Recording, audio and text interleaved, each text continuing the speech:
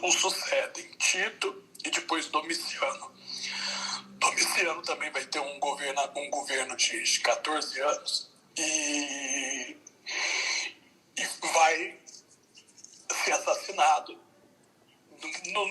Vai ter uma outra crise, e essa crise vai ser tapada com quando o Senado escolhe um outro tipo de método de governo, que o imperador não seria mais, o próximo imperador não seria filho do imperador anterior, mas seria escolhido em vida do imperador com aprovação do Senado. E isso funcionou nos chamados 5 bons imperadores, né? Nerva, Trajano, Adriano, Antonino, Marco Aurélio. E aí, como Marco Aurélio rompeu com isso e deixou a sucessão para o filho dele de sangue, o Cômodo, e aí colocou o império em crise de novo. E aí as nossas fontes são consideradas fontes espúrias. A obra desse período se chama História Augusta. Eu tenho em espanhol só. Eu não tenho em português. Acho que não teve tradução para português ainda. E além da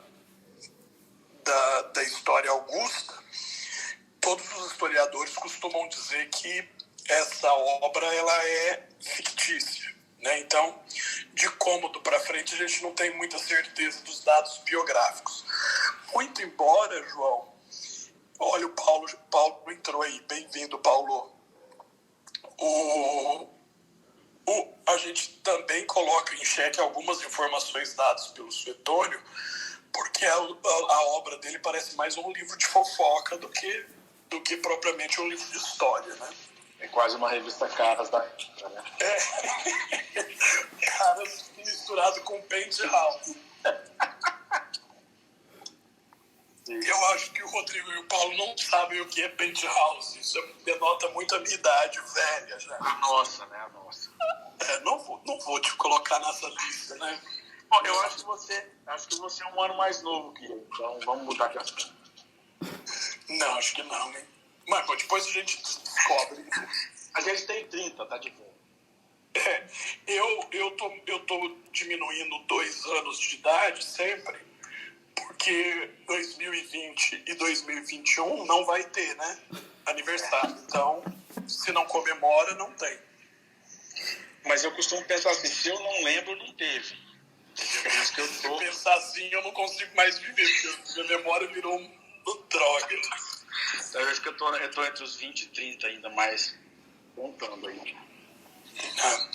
Então, é mais ou menos isso que eu falei a respeito da sucessão de imperial, né? Nós temos 3 dinastias, né, pontuadas aí por os primeiros imperadores, né, pontuados por guerras civis, depois do suicídio de Nero, que foi o último imperador da primeira dinastia.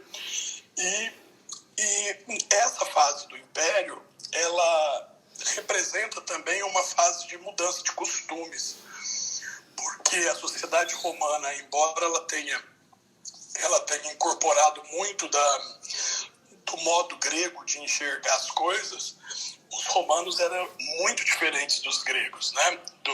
Principalmente em questão da abordagem do sexo. Então, enquanto na Grécia havia um pouco mais de liberdade, vamos dizer assim, um pouco mais de liberdade sexual, os romanos tinham mais regras. Então não podiam fazer sexo durante o dia, não podiam fazer sexo com a janela aberta, não podiam fazer sexo, enfim, em lugares abertos. E essas regras eram regras que eram leis, né? Esses costumes acabaram virando leis na época de Augusto, que publicou as leis contra o adultério. Enfim, o Suetônio, na obra dos 12 Césares, ele vai achar isso interessante, porque na época dele esses costumes já estavam meio que sedimentados, né? Mas ele quis contar dos primeiros imperadores e ressaltar as características sexuais dos imperadores exatamente para dizer que os imperadores não seguiam as próprias leis que eles promulgavam a respeito de conduta sexual. E ele pinta quadros sexuais muito, vamos dizer assim, escandalosos dos primeiros imperadores, para dizer assim, olha, na época do passado eles eram desse jeito. Hoje em dia está tudo normal. Hoje a gente faz parte de uma sociedade, vamos dizer assim, regulamentada. Tá tudo bem. Essas coisas aconteciam no passado. Então a gente não sabe até que ponto ele exagerou na mão, por exemplo, para falar de Calígula, para falar de Tibério, que com certeza foi o imperador que recebeu o pior tratamento na vida dos 12 Césares, o segundo imperador de Roma, Tibério, com aquele monte de acusação de pedofilia e de estupro, né? Do próprio Nero. Né, do próprio Nero, que foi o último imperador da primeira dinastia. Ele queria fazer um contraponto. Esses imperadores que começaram o Império Romano, eles eram assim. Os atuais, o Nerva, Trajano e Adriano, eles eram mais sérios, mais contidos, menos aberrantes, né, em relação aos outros. E aí, você quer que eu fale de cada um?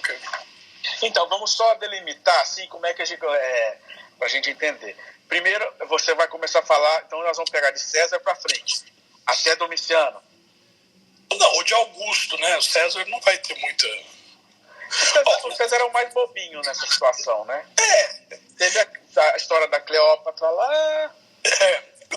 Do rei Nicomedes IV da Bitínia, que ele teria deixado o rei sodomizá-lo, quando ele foi embaixador. E aí o Cícero, que era um inimigo dele, deixou, né, aquela frase que César era o marido de todas as mulheres e mulher de todos os maridos, embora a gente só saiba do caso com o rei Nicomedes da Bitínia, que ele teria tido um relacionamento homossexual. Hoje, né, chamado de homossexual. Na verdade, todos os imperadores eram bissexuais, se a gente fosse usar uma terminologia de hoje. A divisão entre homossexuais, heterossexuais e bissexuais é uma classificação do século XIX, do final do século XIX. Então, é um tipo de anacronismo a gente aplicar esses conceitos numa época em que as pessoas não se entendiam dessa maneira e não olhavam as coisas dessa maneira, né? Então, hoje a gente olhando para trás, a gente vê que os imperadores eles faziam sexo tanto com homens quanto com mulheres. E alguns até ultrapassaram o limite da legislação e se casaram em cerimônia pública de casamento com homens, como foi o caso do Nero. Mas teoricamente, como a sociedade romana via o sexo. Então, o sexo era uma espécie de dominação. Então, o homem dominava e a mulher era submetida. Não havia uma liberdade sexual, por exemplo, entre dois homens. Então, havia uma divisão muito característica de quem era ativo e quem era passivo na relação sexual. Na Grécia, e os romanos observavam isso a partir do comportamento dos gregos, a família entregava o adolescente para um tutor, e esse tutor ensinava práticas sexuais para o menino. O menino, obviamente, era sempre passivo na relação. Na sociedade romana, havia também o preconceito, né? Assim, essa divisão, dizendo que homens só podiam fazer sexo com mulheres, com escravos, e somente o cidadão romano só podia ser ativo na relação sexual e nunca passivo. Mas isso eram regras, eram leis, né? O pior de tudo era que isso aparecia na legislação. Mas, diferentemente da Grécia, em que as famílias escolhiam quem ia iniciar ou ensinar os adolescentes, porque não era só ensinar sexo, né? Era ensinar a ler, a escrever, a oratório público, ensinar direito, ensinar... Era uma pedagogia, daí vem a palavra pedagogia, o paideia. Em Roma, como os adolescentes, depois dos 14 anos, eles tinham certa autonomia para escolher com quem faziam sexo, eles usavam isso como uma moeda de troca. Então, eles escolhiam quem iam ser os parceiros sexuais, por exemplo, quem ia tirar a virgindade deles sendo passivos.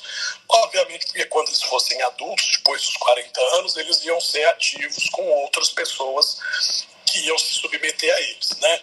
E o Suetônio, ele coloca isso muito em evidência quando ele insinua que Augusto, que foi o primeiro imperador de Roma, César Augusto, fez isso com Marco Antônio, que o Marco Antônio que teria deflorado o Augusto enquanto ele era adolescente, que o Augusto teria se entregado por Marco Antônio, mas esse se entregar não era só simplesmente pensando em sexo, mas pensando em status também, né? E o Suetônio, ele identifica isso aí, ele diz que o Augusto fez isso, né? O que a gente sabe do imperador Augusto é que ele tinha um casamento extremamente tradicional com Lívia, que foi a terceira mulher dele, que é a mãe do imperador seguinte, Tibério, e que no final da vida, depois que ele ficou velho, ele gostava e tinha uma predileção por meninas, né, adolescentes virgens. E segundo o próprio Suetônio, era a esposa dele, a Lívia, que escolhia as meninas para ele desvirginar. Isso é o que o Suetônio coloca para o Augusto, né? Ele teria tido uma vida normal com as esposas, um comportamento sexual normal, tanto com a Escribônia, que foi a mulher dele anterior, quanto com Lívia, que foi a esposa depois. Ele teve só uma filha chamada Júlia, que essa era completamente da pá virada, de fazer orgia e tal, orgia e sexo grupal. E ele só teve uma filha com a Escribônia, que foi a mulher anterior dele, e com a Lívia teria tido uma vida normal, embora não tenha tido filhos com ela. E o casamento deles durou mais de 40 anos. E diziam isso, que no final da vida a esposa, que já não queria ter mais nada com ele, escolhia as meninas com que ele ia se deitar, segundo o Suetônio, né? Ô, Rodrigo, deixa eu só te interromper um pedacinho. Se não me falha a memória, o Suetônio também menciona que a mãe do Otávio, ela insinuava para que ele tivesse um relacionamento. A gente não vai usar o termo relacionamento, mas não se aplica nessa época, mas é uma relação de interesse que envolvia a parte sexual do Otávio com o César. Isso tem fundamento ou não? Existia um boato muito forte na época de que ele e o César tiveram alguma coisa, que o Augusto era sobrinho neto do César, né? O César era tio da mãe dele. E é uma coisa que o Suetônio disse, que a mãe dele, que se chamava Ásia, ou Átia, insistia para que ele, quando fosse ter relação sexual dele homossexual, que fosse com o tio avô, né, que fosse com Júlio César. Mas o Suetônio diz que quem, afinal de contas, levou para ele foi o Marco Antônio, né? E a gente não pode esquecer que, dentre as grandes personalidades sexuais da época, né, o Marco Antônio tinha uma proeminência. Lógico que o César tinha um magnetismo sexual maior, o Júlio César, né? Mas Marco Antônio era considerado um homem extremamente bonito e sexualmente muito ativo, com homens e com mulheres. E que a Cleópatra, que foi a última esposa do Marco Antônio, antes de se matar, tentou seduzir Augusto, né? Tentou seduzir, falou assim, não, eu me torno sua amante, eu me torno sua esposa e a gente mantém o status. E ele se recusou. E aí, diante dessa recusa, o Marco Antônio já tinha morrido, a Cleópatra não viu outra alternativa não se morrer também, né?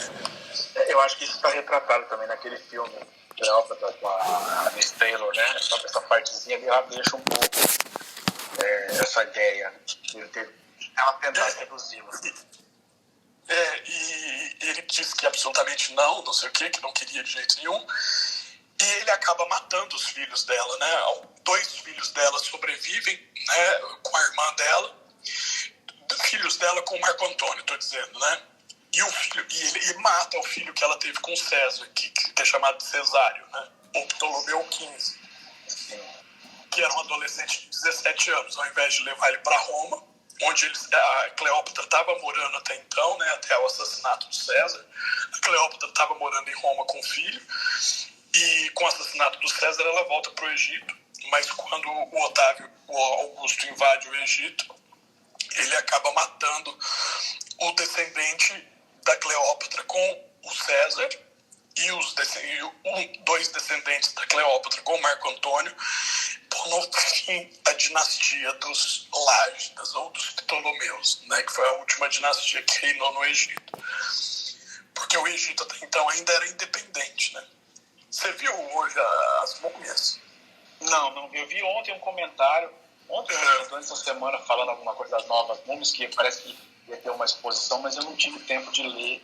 Não, elas foram trasladadas do museu tradicional do Cairo para o Museu Novo. Ah, eu vi a foto, maravilhoso. Assim, algumas fotos eu vi desse Museu Novo do Egito, né?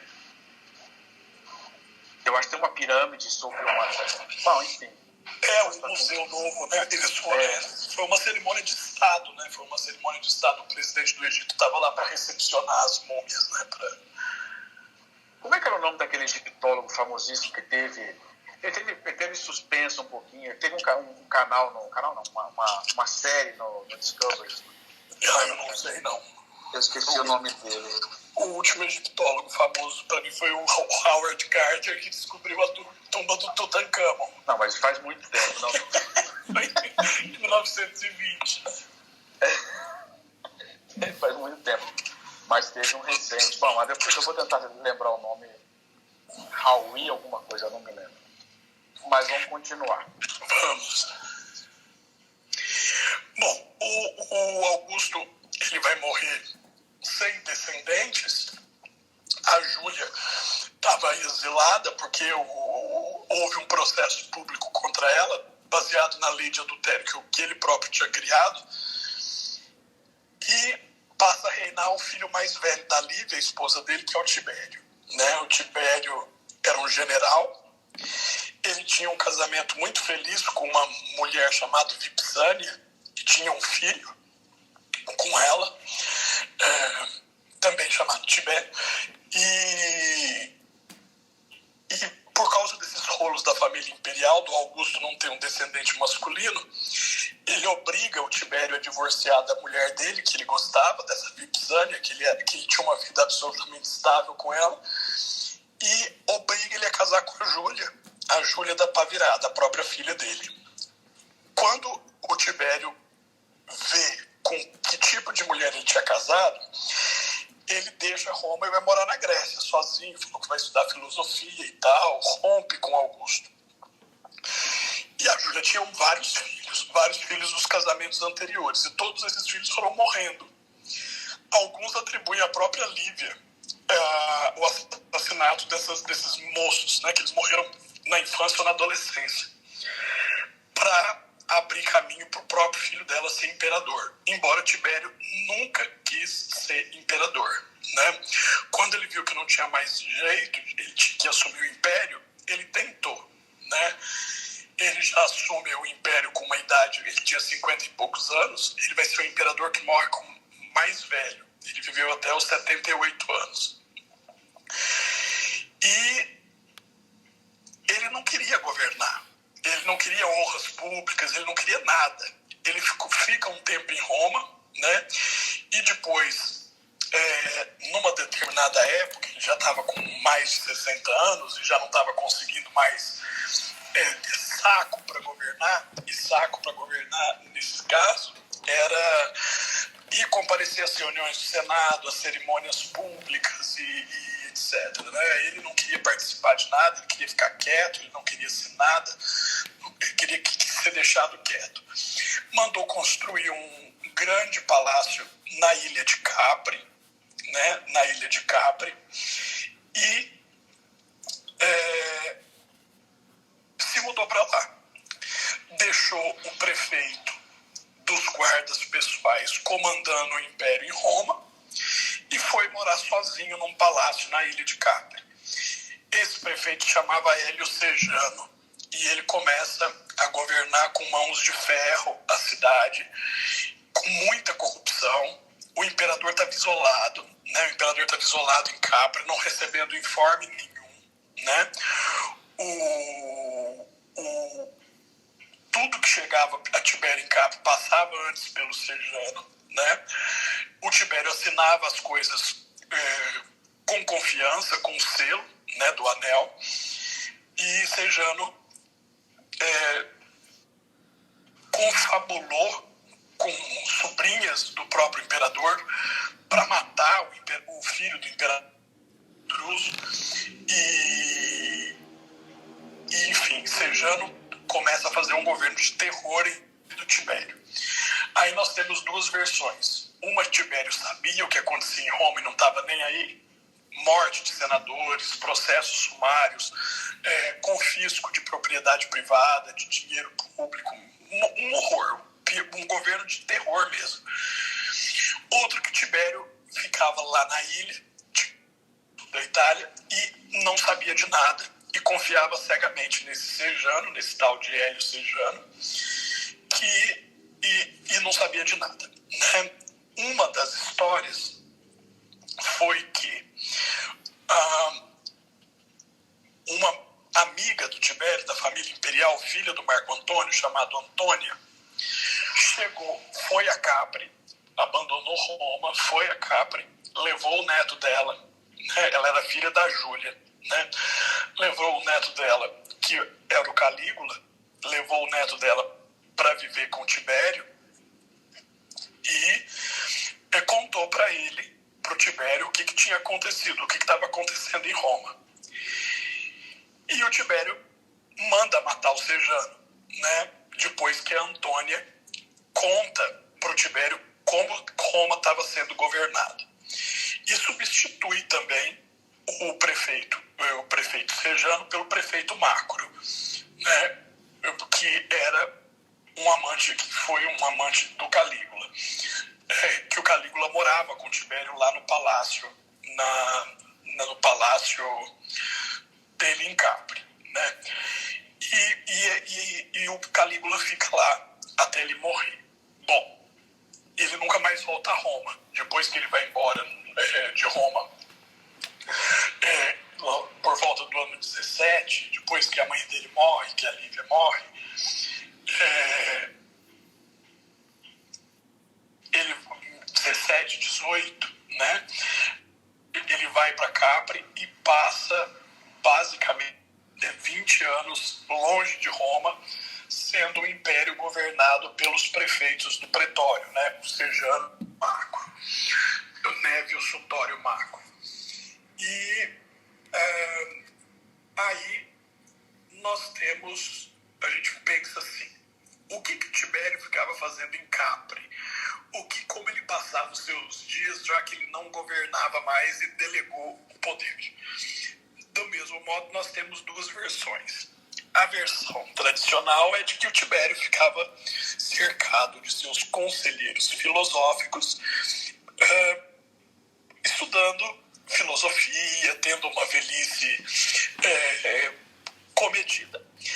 Suetônio, a nossa principal fonte de babados, diz que o Tibério transformou o palácio dele em Capri num harém sexual de bizarrices, das mais loucas e mais impensadas bizarrices sexuais.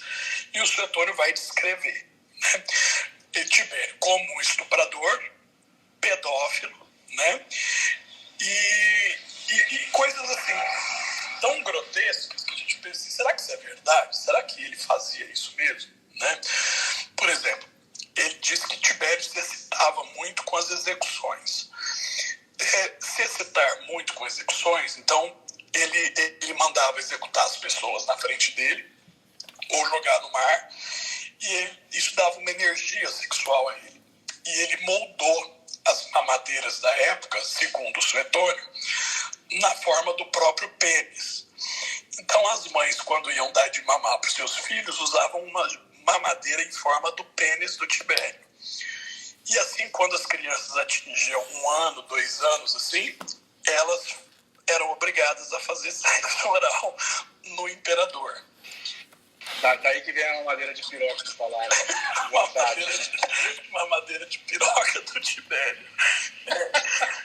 Mas isso é complicado, né, João? Porque você imagina um velho, né? E com uma energia sexual que o Suetonio descreve, que era uma coisa sobrenatural. Por exemplo, ele tinha uma piscina de crianças, e o Calígula teria participado dessa piscina, que eram os chamados peixinhos, os meus peixinhos. Sim, sim. E ele entrava nessa piscina e essas crianças eram obrigadas a mergulhar, dar um beliscão lá com a boca nos órgãos genitais do imperador e sair. E ficar fazendo isso, tipo uma roda, sei lá, uma roda gigante, não, mas uma alternância de carrossel submarino. De sexo oral, né? E veja, essas histórias de que o Tibério fazia isso, estuprava mulheres e que pegava as criancinhas geral aí, começaram a ser contadas em Roma na ausência do imperador. E uma vez que ninguém sabia de fato o que o Tibério fazia lá, não tinha câmera, não tinha WhatsApp, não tinha, sei lá, stories do Instagram, algumas pessoas acreditavam que o imperador realmente vivia nessa devassidão, né? E colecionava objetos sexuais de todo o império. Por exemplo, ele mandava vir pessoas gêmeos siameses, anões, qualquer pessoa diferente ou estranha que pudesse servir, gente com um olho só, gente que nasceu com 3 braços, sei lá. O Suetonio faz uma lista muito grotesca. Eu confesso, quando eu era criança e eu li pela primeira vez escondido dos meus pais A Vida dos Césares, eu passei a noite em claro, depois que eu li o capítulo do Tibério, que era o 2º capítulo. Eu fiquei tão assustado a ponto de pensar o que deveria ser esse palácio, né? Eu tive dificuldade para imaginar essa história dos peixinhos que te chamavam. É bem terrível. Mas quando a gente for falar do Calígula, eu vou contar uma experiência ruim que eu tive com a história do Calígula, mas nada. Eu tinha muita dificuldade. Eu achava o Tibério um monstro dos maiores. Mas depois, maior, né, já adolescente, já sem a censura dos livros aqui de casa, eu pude já pedir livros dos meus pais, né, outros livros de historiadores, e historiadores de respeito, tanto na Itália quanto na Inglaterra. Só fazendo uma observação para quem está ouvindo a gente, né, os historiadores ingleses são os maiores estudiosos do Império Romano desde sempre, né, e não os italianos, por incrível que pareça. Colocam em xeque essa história do Suetonio e falam que isso é tudo uma mentira, né, que isso foi uma propaganda difamatória que aconteceu. O que acontece, o que acabou mostrando pra gente, e isso foi uma visão que fica, foi quando o roteiro da peça de teatro Calígula, que é o 3º imperador, né, que vai suceder Tibério, o roteiro de Calígula é escrito por um grande escritor norte-americano chamado Gore Vidal. Foi filmado em 1979 na Itália e na Alemanha, com o nome de Calígula, né? E no começo desse filme, eles está falando do filme Calígula? Eles tentam mostrar mais ou menos como era esse palácio da perversão sexual do Tibério, né?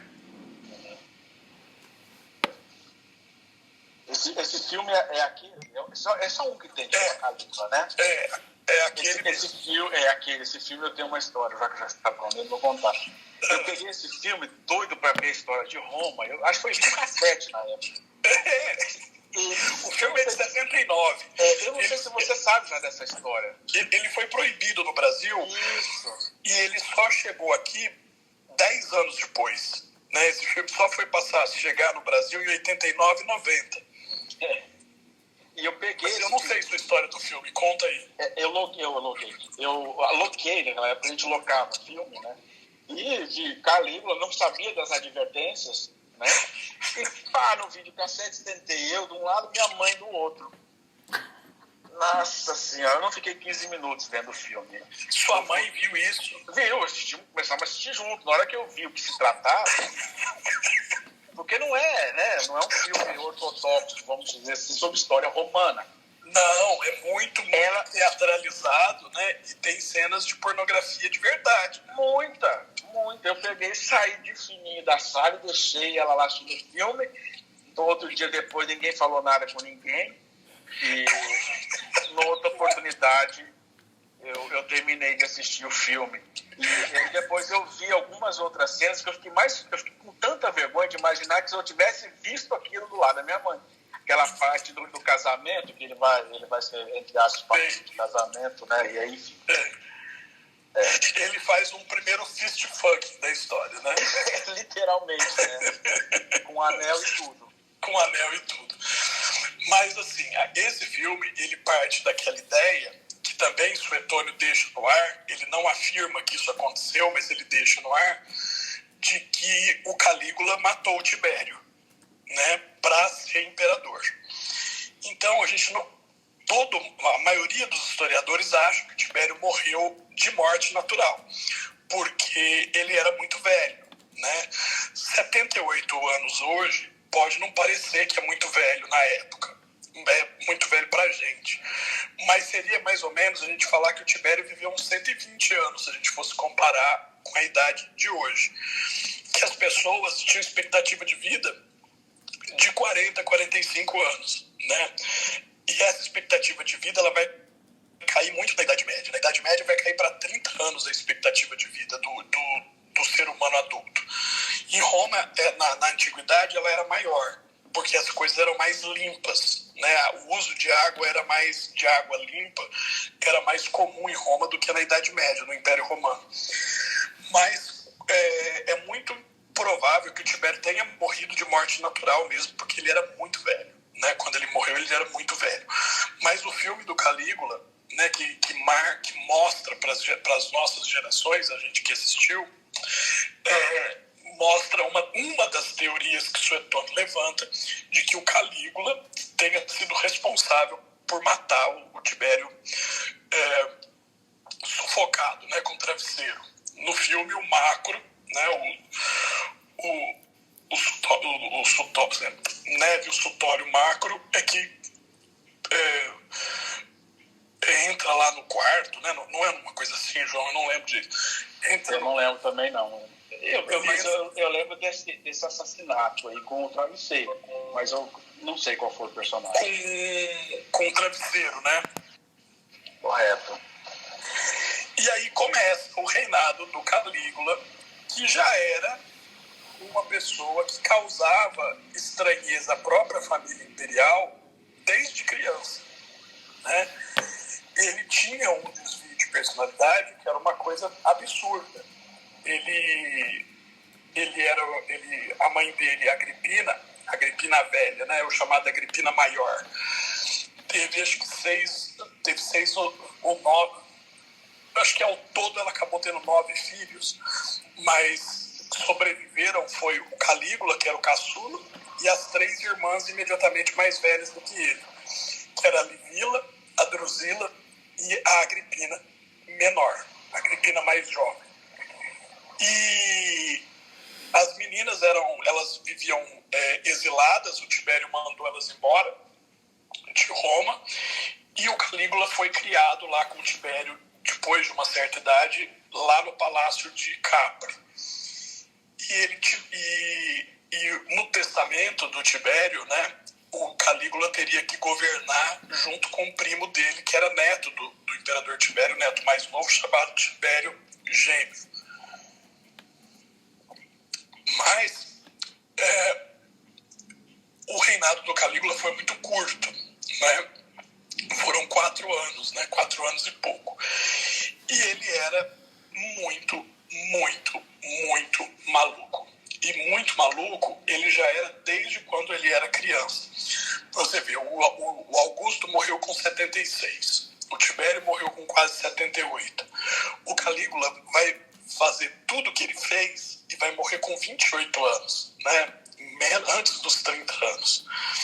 Então, ele casou 4 vezes, ele teve quatro esposas, ele teve uma filha que foi assassinada no mesmo dia que ele. Ele era descendente tanto de Augusto quanto de Tibério, ou seja, da família dos Júlios, da família dos Cláudios, e ele já começa a reinar com a morte de Tibério em estado de demência. Mas é uma demência, eu não sei como é que as pessoas, hoje em dia, classificariam isso. Não sei se é esquizofrenia, se era megalomania, mas existem opiniões, por exemplo, que ele tinha problema de tireoide, que ele era epilético e que o não tratamento dessas coisas é que foi gerando essa personalidade distorcida, né? Distorcida no Calígula, né?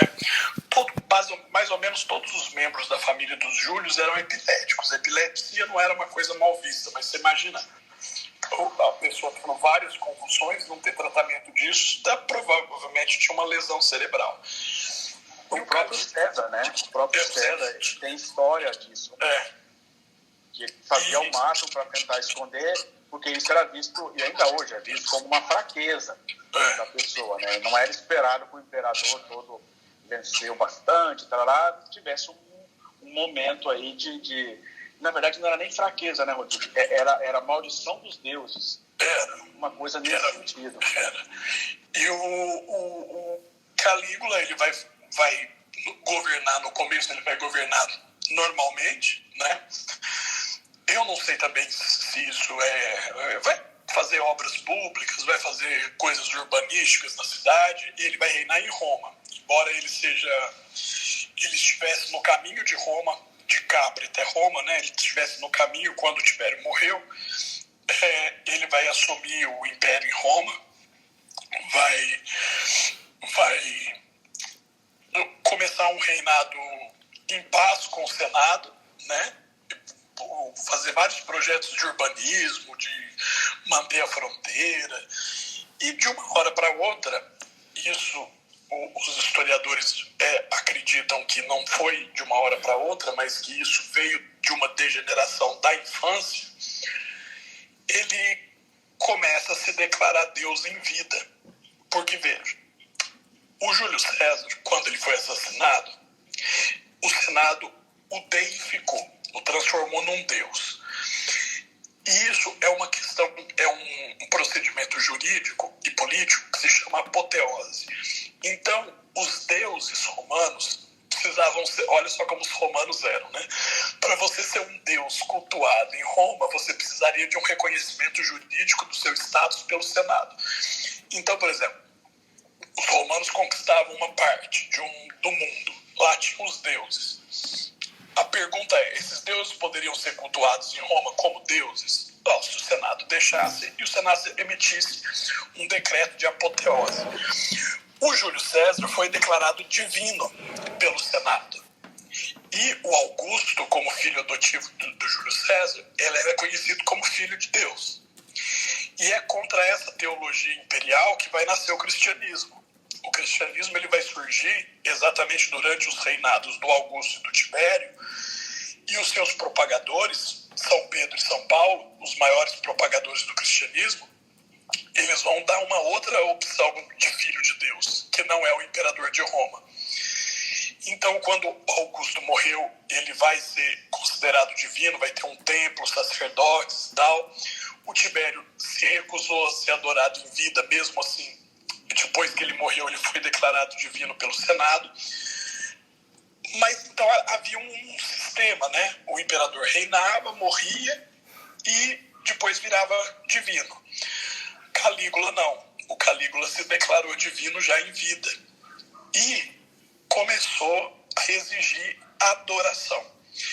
isso foi uma coisa muito complicada, porque os romanos não estavam acostumados com isso. Eles vão acostumar com isso mais para frente, né? De adorar o imperador em vida. Mas quando Calígula fez essa proposta, e ele dizia que ele era Apolo, né, o deus do sol, e ele, por exemplo, ele ia para as reuniões do Senado pelado, pintado de ouro, como se fosse uma estátua de Deus mesmo. E exigia adoração, e os senadores não queriam isso, né? E por conta de os senadores sempre brecarem todas as coisas que ele queria fazer, por exemplo, ele queria casar com a irmã dele. Os senadores não deixaram. Com a Drusila. Embora o Suetônio diga que ele tinha caso com as 3 irmãs, com a Agripina, com a Drusila e com a Livila. Ele gostava mais da Drusila e queria casar com ela. Ele exigiu ser adorado.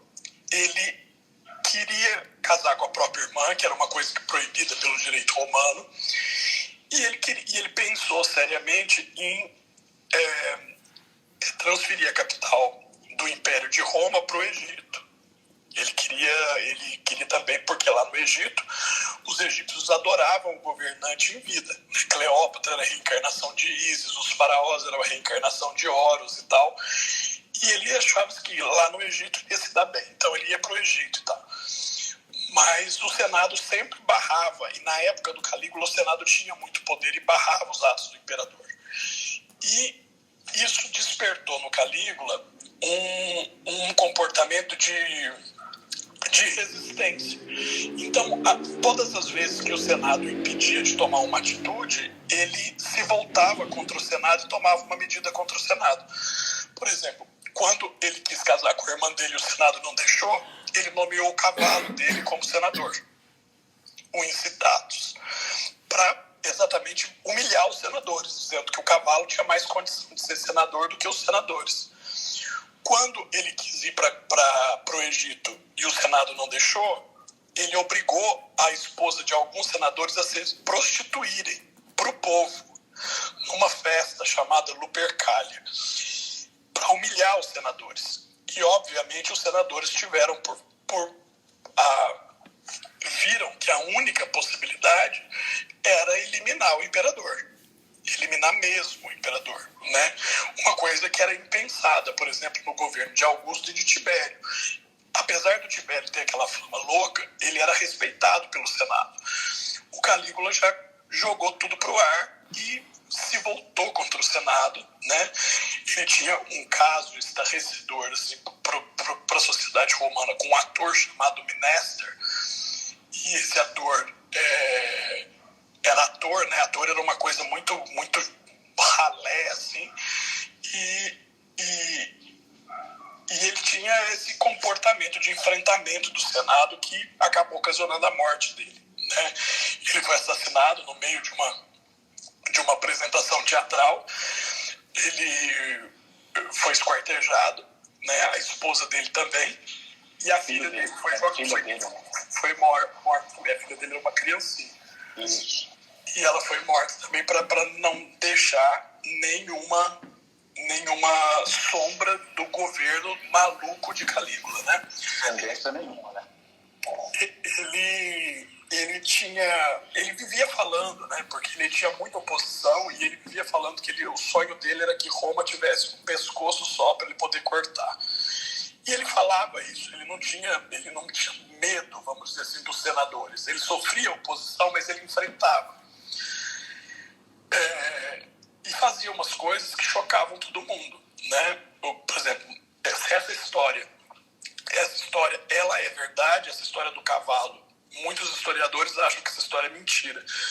Ela é verdade, tanto é que quando Nero morreu, e o sucessor de Nero, o general Galba, pediu um inventário dos documentos senatoriais para saber quantos senadores ainda restavam em Roma, porque Nero tinha mandado matar uma grande parte, constava o nome do cavalo de Calígula ainda da lista oficial dos senadores, né? Então, essa história ela é confirmada. Tinha uma lista de senadores e o nome do cavalo estava lá, Incitatus, senador. E foi isso. E Calígula era muito doido, matava muita gente. Com a morte dele, o Senado se viu numa situação complicada, né? A gente restaura a República, porque a gente tem o poder na mão, ou a gente dá consequência a esse governo de estilo de imperial, mas a gente tem que nomear um imperador. Na família tinha sobrado pouca gente, mais mulheres do que homens. E aí os guardas se levantaram contra a vontade do Senado, que o Senado queria votar e escolher um imperador.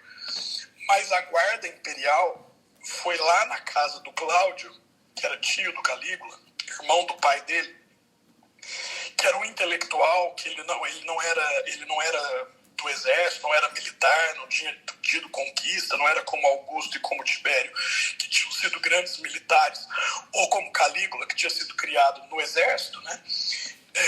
Cláudio não. O Cláudio, ele era um intelectual. E os guardas imperiais vão até a casa dele e o nomeiam imperador. E ele, com medo de ser assassinado se ele não quisesse, ele assumiu o império, né? As pessoas não levavam Cláudio a sério, porque ele tinha uma perna mais curta que a outra, e ele era manco, e ele gaguejava. E Cláudio era muito inteligente, diferente do que as pessoas pensavam, né? E ele percebeu, para viver ao tio dele, que era o Tibério, e ao sobrinho dele, que era o Calígula, ele tinha que dar uma de retardado. Então ele não participava das coisas, ele era voado. Tipo, sabe o tio Cláudio, aquele tio que as pessoas, o tio bêbado da festa, sabe? Sei. Aquela pessoa da família que ninguém leva a sério. Ele se colocou nesse papel para sobreviver. O engraçado é que o Suetônio, ele pinta a imagem do Cláudio como completamente o bobo da corte. Exatamente. Essa é a imagem que a gente tem lendo o livro A Vida dos 12 Césares, é que o Cláudio é um bobo da corte, um fantoche, que até a esposa, a Messalina, né? A Messalina, Valéria Messalina. Que até a Messalina levava, entre parênteses, nas coxas. Mas não é, né? Quando a gente vê as realizações, o que o Cláudio fez, a gente percebe que ele tinha muito boa noção de administração, né? Ele faz um monte de reforma legislativa, reforma judiciária, e o grande problema do Cláudio é que ele era, voltando àquela questão da sexualidade, é que ele era heterossexual, né? Esse foi o grande problema dele. Ele foi o único imperador romano exclusivamente heterossexual. Não se sabe, as crônicas espanholas falam isso com demérito, né? Que Cláudio nunca se envolveu num relacionamento sexual com homem e que as mulheres dele, as esposas, o dominavam, acabavam dominando por conta do sexo. Usavam sexo para dominá-lo, né? Ele foi casado 5 vezes, né? A quarta esposa dele era acho que 30 ou 40 anos mais nova que ele, chamada Valéria Messalina. E a Messalina foi muito esperta, né? Porque o Cláudio, ele gostava de julgar, de ir no tribunal, funcionar como juiz. Ele fez a reforma do porto de Ostia, conectando Roma. Ele submeteu a Grã-Bretanha, né, os britânicos, ele conquistou a Bretanha para o Império Romano, que foi uma grande coisa. Enquanto o Cláudio estava administrando, a Messalina começou um governo paralelo de corrupção, porque ele era bobo por ela, né?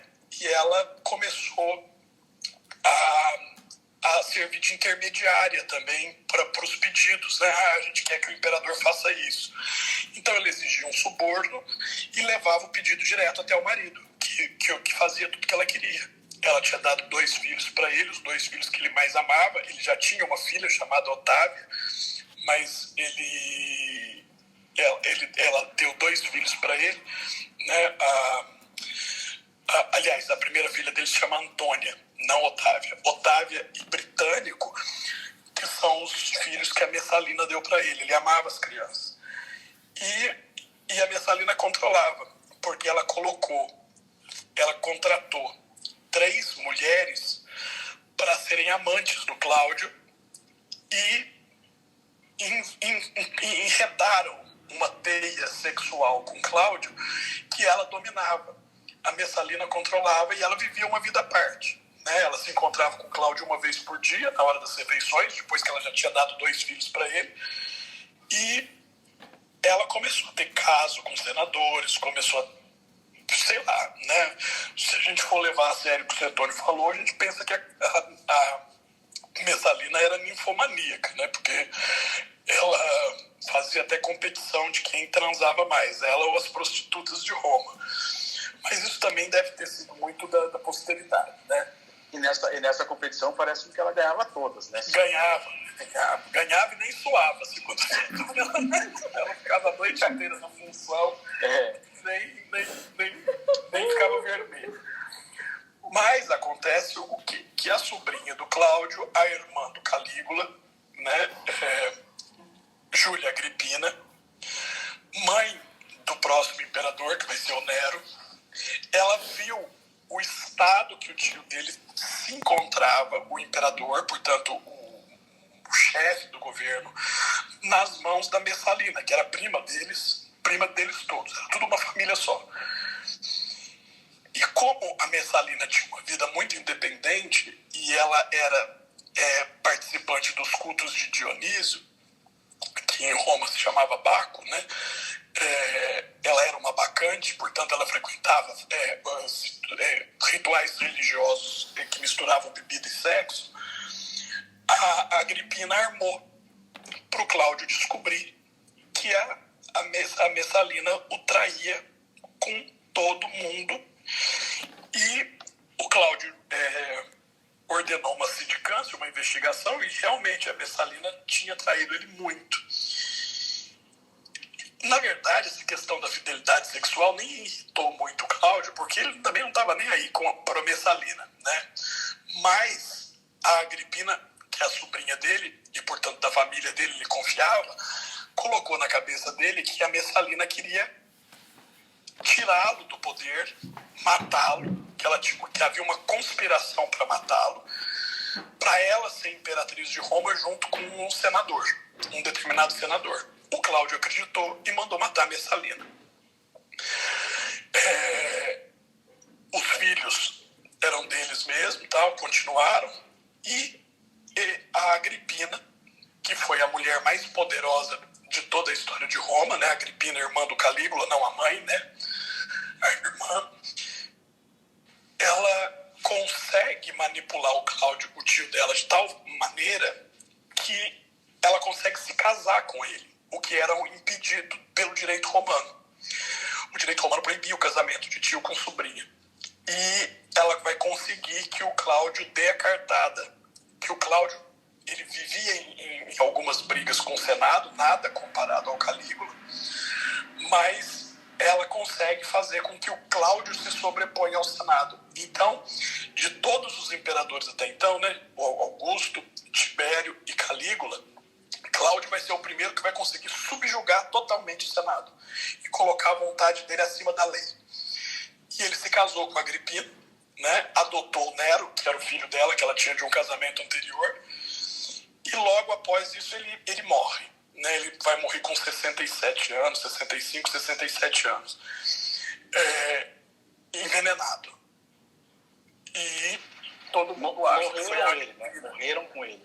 Né? Que todo mundo acha que foi a Agripina, já consolidada no poder, que mandou tirar o tio da cena para o filho dela ser o próximo imperador e não o filho natural do Cláudio com a Messalina, que era o britânico, que era o herdeiro presumido.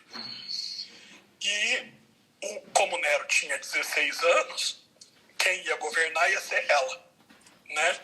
E ela em nome do filho.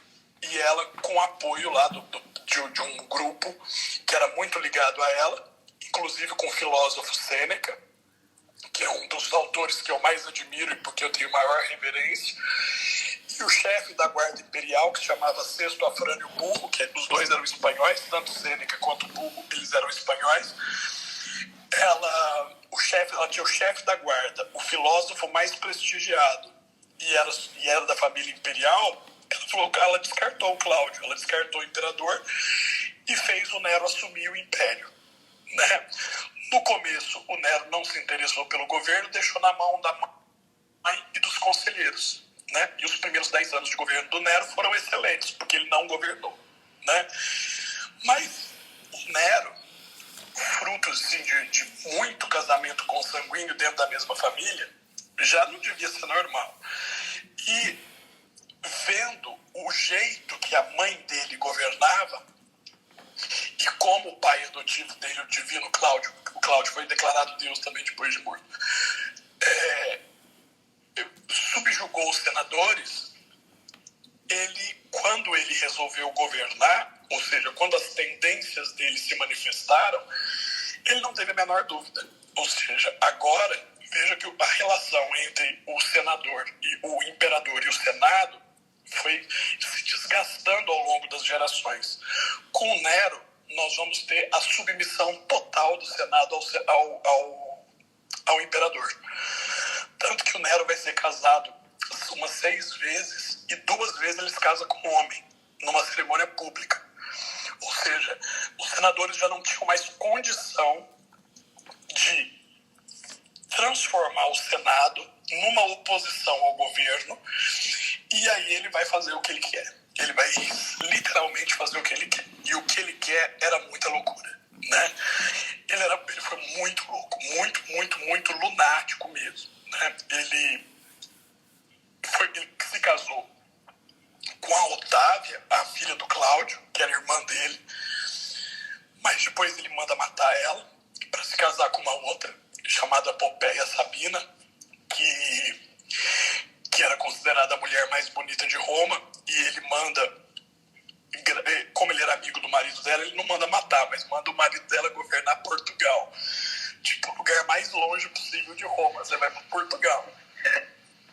E ele também, como o tio dele, Calígula, ele também andava nu, e o Nero é diferentemente do Calígula, que o Calígula era magro e alto, né? E tinha os braços longos, as pernas compridas. O Nero não, o Nero era forte já com tendência a ser gordo. E o Nero era ruivo. E ele tinha o corpo todo coberto de sardas. E ele gostava de se apresentar publicamente nu para dizer que aquelas sardas provavam que ele era descendente dos leopardos. Olha o nível da loucura do ser humano. Deixa eu só fazer uma pergunta.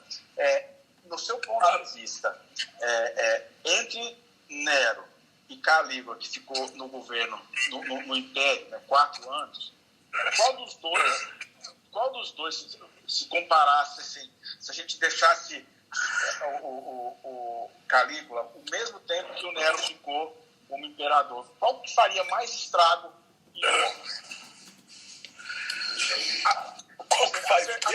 A pergunta é qual dos dois era mais louco pelo tempo de vida que teve? O Calígula ou o Nero? O Nero, né? Nero.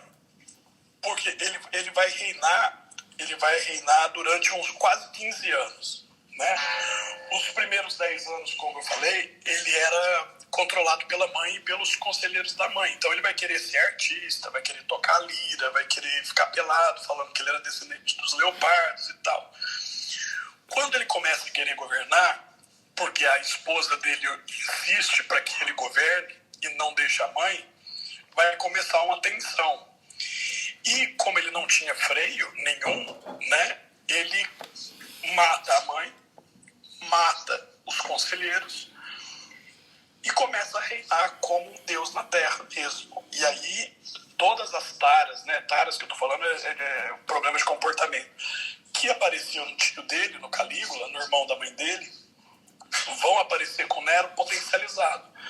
Então ele vai fazer, literalmente ele vai fazer o que ele quis. Então, como ele era divino, ele não tinha nenhum freio.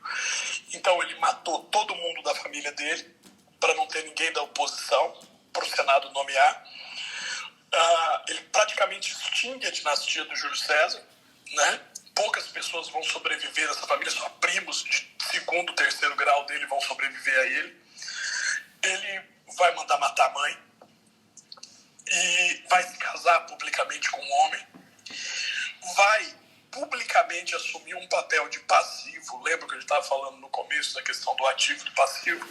No segundo casamento dele com um homem, ele vai assumir o papel de mulher, o papel inferior, vamos dizer assim, e vai praticamente matar 1/3 dos senadores. Todo mundo que falava ou discursava contra o governo dele, ele matava. Até o ponto de que os grandes chefes militares começam a se opor ao governo. Só que esses chefes militares, os generais, estavam longe. Estavam em Portugal, na Espanha, na Alemanha e na Síria. Só que quando o Senado descobre que o Nero perdeu o apoio do exército, que era quem realmente sustentava o imperador, o Senado, no dia 8 de junho do ano 68, vamos dizer assim, tira o Nero do império, né? Tira o título dele de imperador. Numa votação que até então era impensada para o Nero, né? Ele vai ser... Tem todo aquele lance, né? A partir do ano 63, de 63 a 68, o governo do Nero vai de mal a pior. Vai começar com a morte da mãe. Depois vai ter o incêndio, o grande incêndio de Roma, em julho do ano 64, que os senadores vão culpar o Nero. O Nero nem estava em Roma nessa época, quando Roma pegou fogo. Mas esse incêndio vai destruir grande parte do centro de Roma, e o Nero, ao invés de...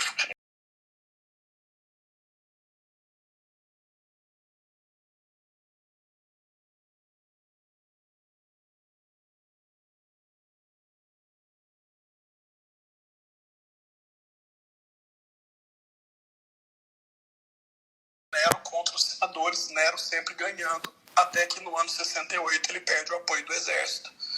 Ele tenta se manter, ele tenta negociar com os senadores uma saída com vida, né? Os senadores o declaram inimigo público e deixam o cargo de imperador para um general que estava na Espanha. E o Nero tenta dizer, eu renuncio, mas preservo a minha vida. Os senadores não ouvem e ele suicida, ele se mata, né?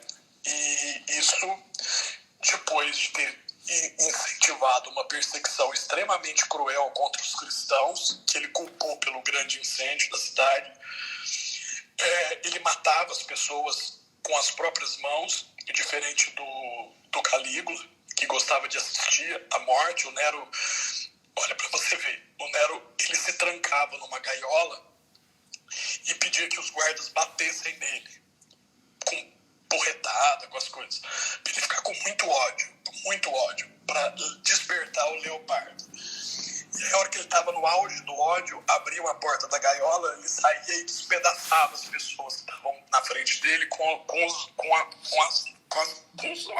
mão e com a boca, né? Ele era muito psicótico, né? Ele era muito maluco. E tudo isso foi se acumulando, né? O Calígula, ele tinha todo esse comportamento maluco, mas ele reinou só 4 anos, então o saldo não foi tão negativo. O Nero reinou quase 15, então deu tempo dele fazer muita coisa louca, né? A questão do leopardo, a questão também de ser cultuado como Deus Sol, Deus Hélio ou Apolo, né? Segundo algumas fontes ele era o Hélio, segundo outras fontes ele era o Apolo. O casamento dele com o homem, ele assumir publicamente uma posição de passivo na relação sexual, o assassinato dos membros da família e do Senado com o aval da guarda, né? Tudo isso foi cumulando, até que ele perde o apoio politicamente do exército e ele não tem mais dinheiro para comprar a lealdade dos soldados. E aí o Senado age, os senadores que sobreviveram a ele agem, conseguem votar, e o chefe da legião que guardava a Espanha, o general Galba, que era uma pessoa rigidíssima, era um homem, vamos dizer assim, o que a gente chama de homem da velha guarda, com os velhos valores, que não eram nomeado imperador. Quando o Nero perde o apoio do exército, ele não liga muito num primeiro momento, mas quando ele descobre que o Senado nomeou o general Galba como imperador, aí ele se mata. Ele se vê acuado ao ponto de se matar. Porque ele falou assim, na mão de qualquer um eu podia corromper. Eu podia arrumar um ouro, vender escravo, fazer um dinheiro e comprar minha vida.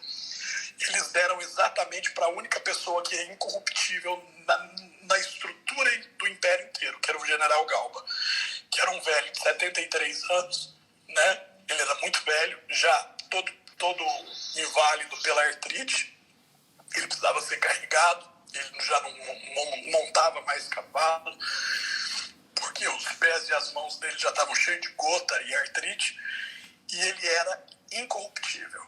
E aí, quando Nero descobriu que era ele que estava chegando em Roma para tirá-lo, ele achou melhor se matar do que cair na mão do general Galba. E o general Galba chega em Roma e começa uma política de saneamento de finanças, saneamento público, de tudo. E, obviamente, quando cobram dele uma propina e ele se nega... Era isso que eu queria evitar. Nero tá nervoso aí. Os meus dois, um que chama Agripina e outro chama Nero, vem cá.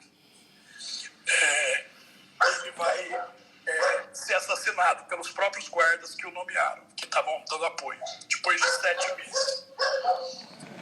E outra coisa, o general Galba, ele era, como Cláudio, ele era exclusivamente heterossexual, o general Galba era preferencialmente homossexual, se a gente for nomear, né? E o general Galba, ao invés de gostar de meninos, gostava de homens maduros já, gente, não da idade dele, porque não tinha quase ninguém nessa época da idade dele.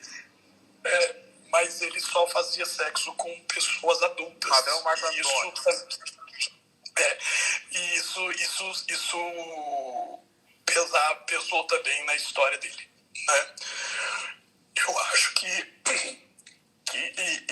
mas ele vai reinar só 7 meses, né? Ele vai ficar 7 meses e depois vai ser assassinado, vai ser substituído por aquele governador de Portugal que o Nero tinha roubado a esposa, que vai ficar 3 meses, depois o outro vai ficar 8 meses, até que Vespasiano tenta amenizar tudo no governo, que vai construir o Coliseu, que vai fazer várias obras públicas para agradar todo mundo, né? Mas eu acho que sim, para essa finalidade da nossa conversa, que era falar dos imperadores, eu acho que de Júlio César a Galba temos um elenco bom, né? Você não acha? Eu acho. Eu fico pensando assim, a parte romântica, quando a pessoa pergunta sobre Roma, dificilmente ela vai de Galba para frente. A não ser que seja num ambiente mais de estudos, né? Então, assim, você tem Júlio César, você tem aí, vai diminuindo o interesse, e sobe lá em Calígula e Nero. Nero, principalmente por conta da história de, entre aspas, ter botado fogo em Roma. O romance de Roma, se a gente pode dizer assim, dos imperadores de Roma, ele começa no Júlio César e termina no Nero, a curiosidade das pessoas populares. Os outros imperadores, eles foram pessoas assim, aparentemente normais, e o que vai só mudar com o Cômodo, né? Que foi o Cômodo, era o imperador daquele filme que fez muito sucesso chamado Gladiador, você lembra, né? Lembro sim. E os outros imperadores foram normais, então era uma questão de administração de território, de leis, etc. O que vai acontecer vai ser que o governo de Nero vai ser tão maluco, tão doido, principalmente nos últimos 4 anos, que todos os outros imperadores vão fugir durante um tempo dessa imagem tresloucada, de não querer ser comparado ao Nero. E hoje em dia existe uma reinterpretação do papel do Nero, né? Eu tenho alguns livros, estão até em São Paulo, não estão aqui em Muzambinho comigo, que falam que muitas dessas histórias, por exemplo, essa história do Nero matar pessoas com a própria mão, do Nero ficar na reunião do Senado pelado, essas coisas, falando que ele era leopardo, que isso tudo foi inventado pelo Suetônio para carregar nas tintas do Nero. Que realmente houve um mau governo nos últimos 4 anos, a partir do incêndio, né? Tanto o Sêneca quanto o Burro morrem logo após o incêndio. E aí Nero perde a trava moral, que eram as 2 pessoas que ele respeitava, além da mãe, né? Isso é ponto pacífico, que ele mandou matar a mãe. Sem sombra de dúvidas, foi a mulher mais poderosa da história romana, Agripina. E ele não pôde governar sozinho, fazer as coisas, enquanto a mãe dele estava viva, e enquanto os dois, vamos dizer, os 2 freios morais dele estavam vivos, tanto Sêneca, que ele mandou o Sêneca se matar, e o Burro, que tudo indica que morreu de câncer de garganta, mas existe uma versão também dizendo que ele foi envenenado, né? Que ele tinha um problema crônico na garganta e o Nero usou de uma envenenadora que até o Galba vai matar depois, vai condenar à morte, né? Deu um veneno lá, como se fosse um remédio para a garganta, ele bebeu e morreu. E aí ele pôde colocar as asas de fora, ou seja, casar com um homem, ou seja, ninguém fala, né, João, assim, tal fulano administrou assim, assim, assim. Tal imperador fez isso assim na administração. A gente pega mais pelas coisas berrantes, e as coisas berrantes são relativas a sexo. Porque, veja, o sexo era um tabu para os romanos e continua sendo um tabu para a gente. Falar de sexo é muito difícil. Eu tenho 2 alunos aqui, né, a Márcia e o Rodrigo, que já me escutaram falando disso em sala de aula. É complicado falar sobre sexo e sexualidade ainda hoje, num ambiente universitário. E para você ver o tanto que essas coisas são complexas, que o próprio Suetônio, quando ele vai compor a obra, ele divide basicamente cada biografia assim, no que eles fizeram politicamente e depois como era a vida privada, para exatamente mostrar que uma vida privada desregrada era mais, vamos dizer assim, mais prejudicial ao governo do que uma má administração. E o Tácito, que é um historiador anterior ao Suetônio, que escreveu uma obra chamada Anais, uma obra que, como eu tinha falado no começo da nossa conversa, que não está preservada inteira, o Tácito via o Galba como a última das esperanças do Império, né? Que depois do Nero nada podia ter vindo de pior para o Império. Mas o grande problema do Galba era exatamente a inflexibilidade dele diante das coisas. Então, se alguém chegava atrasado, era chicotada. Se alguém, estou falando dele enquanto general, né? Se alguém cometesse uma infração disciplinar, era crucificado. Ele quis impor essa austeridade, essa honestidade numa cidade que já tinha sido pervertida pelo Nero. O Nero governou 15 anos, não porque as pessoas não eram contra ele, mas porque o suborno corria solto. Então, ou o imperador se ajustava ao status quo, ou eliminava o imperador. O que ninguém esperava fosse que a morte de Galba, o assassínio do Galba, no dia 15 de janeiro do ano 69, provocasse uma guerra civil, né?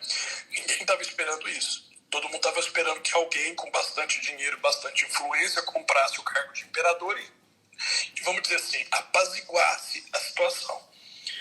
Mas não foi isso que aconteceu, né? O Galba morreu e aí outros generais se levantaram numa guerra civil, tanto que o ano 69 é chamado de Ano dos 4 Imperadores, para quem estuda a história de Roma, né?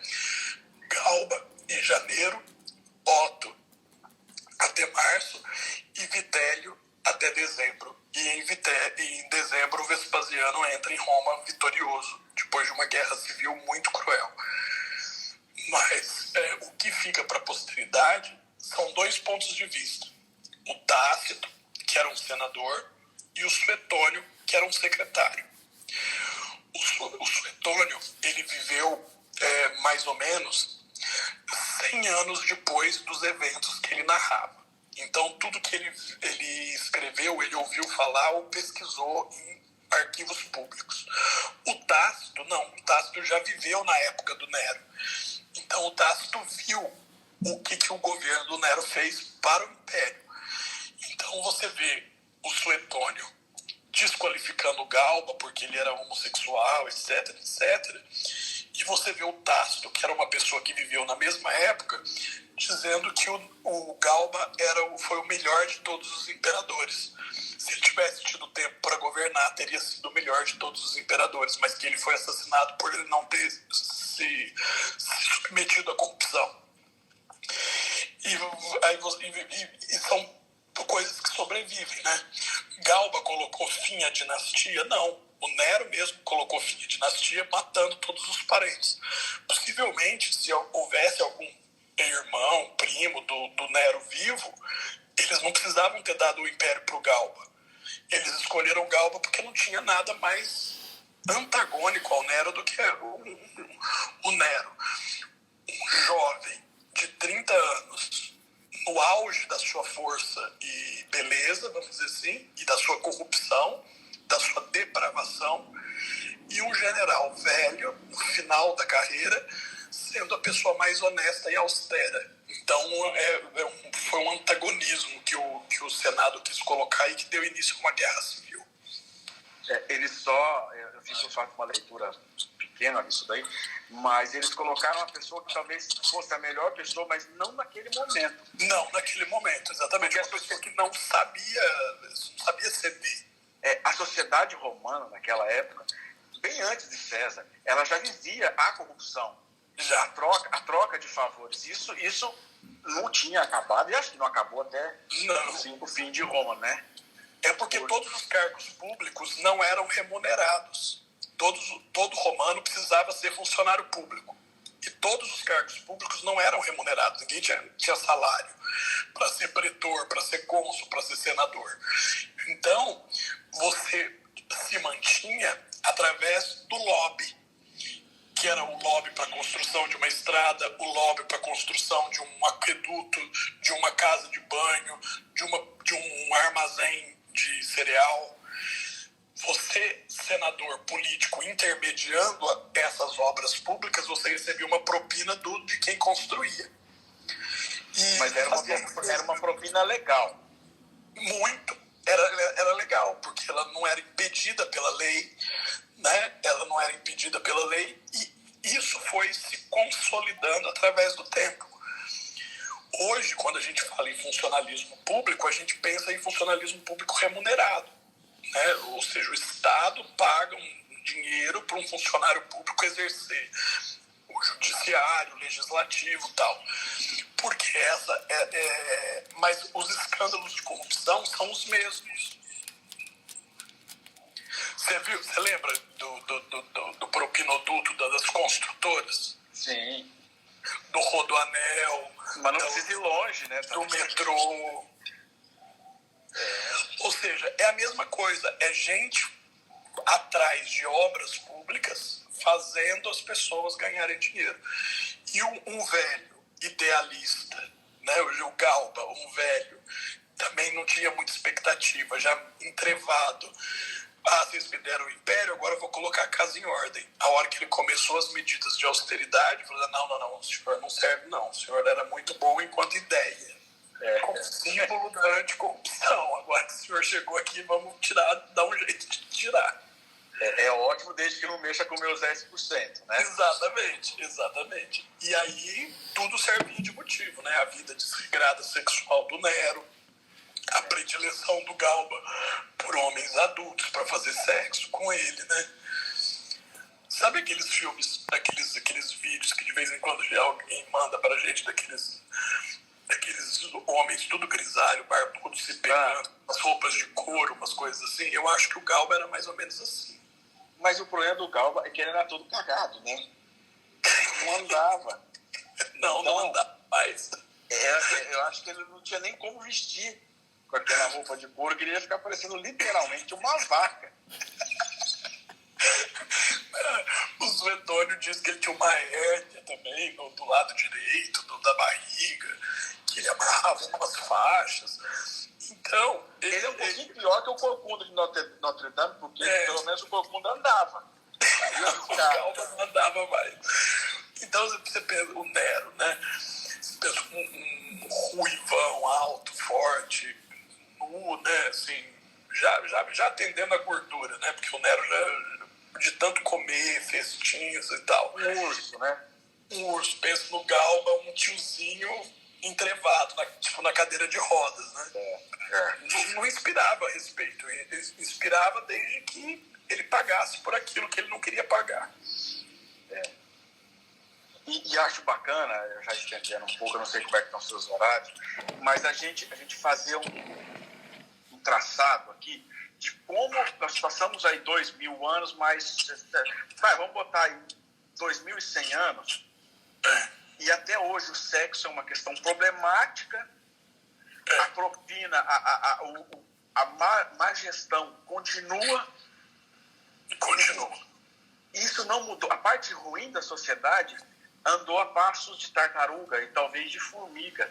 E a evolução que nós tivemos em termos tecnológicos, inclusive em termos legais. A gente se interessa ainda, né? Quando a gente falou, você falou que o Suetônio era tipo a revista Caras, a gente se interessa ainda. Exatamente. O fake news tá aí. Quem casa com quem saiu com quem traiu não sei quem com quem. Ou seja, a vida privada ainda interessa. É diferente, por exemplo, na sociedade norte-americana, que teve uma formação bem diferente da nossa, né? Então, por exemplo, lá o problema sexual do governante é caso de impeachment. Aqui ninguém se interessa porque o governante dorme. As pessoas riam, lembra? O tanto de amante que o Getúlio Vargas tinha de vedete e tal, e todo mundo achava o máximo. Mas não precisa ir longe, você deve se lembrar. Não, a Juscelina ainda era romântico, né? Mas a calcinha da mulher da namorada do Itamar Franco do Carnaval. Isso saía na Veja, na capa da Veja. Assim. Se isso saísse nos Estados Unidos, o presidente tinha que ir a público pedir desculpas para não ser impeachmentado pelo Senado. Sim, vamos lembrar aquele cara lá que levou o buquetinho, como é que é o nome dele? O Bill Gates. O Bill Gates não, o Bill Clinton. Bill Clinton. Ele começou a ser um impeachment por causa do boquete. Então, é uma outra questão. Você vê como a sociedade, em todo lugar, ainda vê o sexo como uma coisa condenável, né, errada. A gente não precisa ir muito longe. A gente fala assim, nós somos mais tolerantes ao sexo do que os americanos, com certeza. Nós temos uma sociedade mais liberal nesse sentido. Mas não é tão liberal, né? Você vê o tanto de travesti, de homossexuais que são mortos todo ano aqui no Brasil? Então, o Brasil é uma outra questão. O Brasil é assim, nós não somos racistas, mas eu não quero que a minha filha se case com afrodescendente. Eu não sou preconceituoso, mas eu não quero um gay na minha família, um sapatão na minha família. Então, assim, a sociedade brasileira é hipócrita. Não que as outras sociedades não sejam, mas a gente é tão hipócrita que a gente aceita a ideia de que não existe preconceito e a gente é preconceituoso. Isso é complicado, porque tudo tem um pé na sexualidade, né? Usar o escravo, né? O escravo africano como instrumento sexual, como fetiche, né? Então, o que a gente fez? Transformou a mulata num símbolo sexual. Exporta, né? Exporta. O nosso carnaval exporta a mulata. Por que a gente não vai exportar, por exemplo, a Xuxa? Porque a Xuxa não é uma negra. A Xuxa não é um produto. Não, a Xuxa é para criança. Não é, né? E o que faz sucesso não é.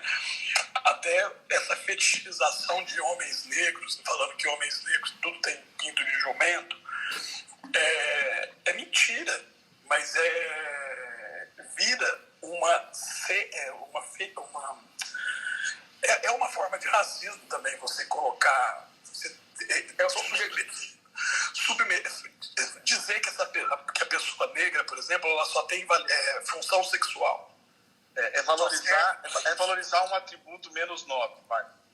Você só serve para transar, você só serve para fetiche, você só serve para mostrar suas curvas, para rebolar, para ser beleza.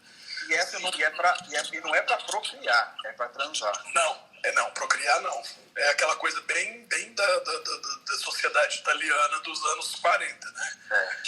Eu tenho uma mulher que vai ser a mãe dos meus filhos. Isso. E eu tenho uma amante que eu faço outras coisas com ela. Isso. Eu acho que isso aí vem bem antes, 1940. Isso aí no Senhor do RG era isso, né? Bom, você conhece muito mais. Inclusive, a gente pode começar a marcar aqui, quinzenalmente, algumas histórias sobre o Império. Tem muita coisa que a gente pode trazer sobre. Eu acho assim, esse tema. Até coisa jurídica também, né? Sim, porque dá para casar tudo. Dá para casar tudo.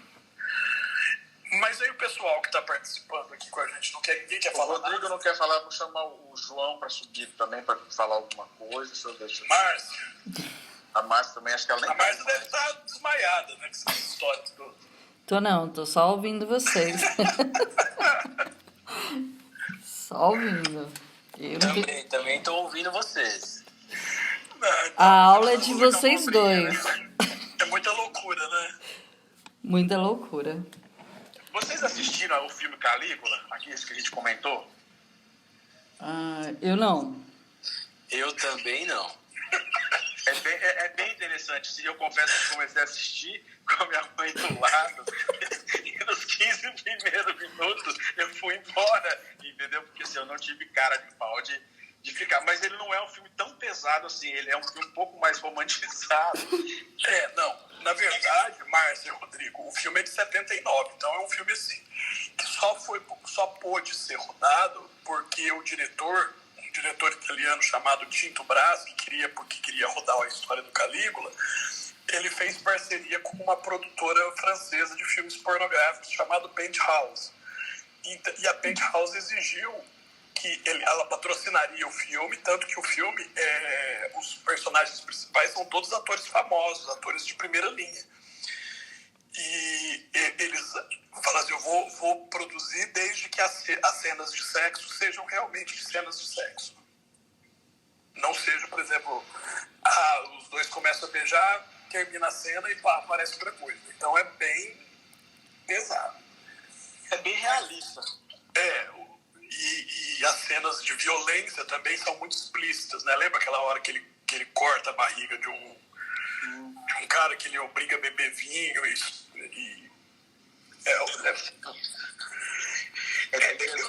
o Tibério sempre me choca. Eu não sei muito bem lidar com ele. E você sabe que a minha paixão por história de Roma é de criança, né? Eu ouvi essas histórias do meu avô e lia livros escondidos dos meus pais. Mas o Tibério sempre me assustou muito. Porque se essas coisas que ele fazia fossem verdade, né? O Nero eu consigo lidar melhor com ele. Eu já consigo ver o Nero uma coisa mais escrachada, sei lá, menos violenta. Embora ele tenha sido completamente maluco, mas o Nero é mais folclórico, né? É que o Nero, o que o Nero faz é tão louco que a gente acha que pode ser mentira. Que não seria aceitável em termos normais. Agora, do Tibério, a gente já espera porque ele guarda mais realismo. As ações dele, embora absurdas, elas são mais reais. Assim, é aquela coisa, um é o extraterrestre que chegou, o outro é o que estuprou ali. Então, assim, o estupro é absurdo, mas é uma coisa real. O estupro mais na fantasia. O estupro e o abuso de criança, eles assustam muito mais, por exemplo, do que o Nero vestido de mulher para casar, né? Sim. Ou do a gente fantasiar como Freud disse, né? Que em algum momento do nosso inconsciente a gente fantasia a morte dos nossos pais, né? O Nero não fantasiou, ele matou a mãe, né? Ele mandou matar a mãe, ou seja, todos os estereótipos.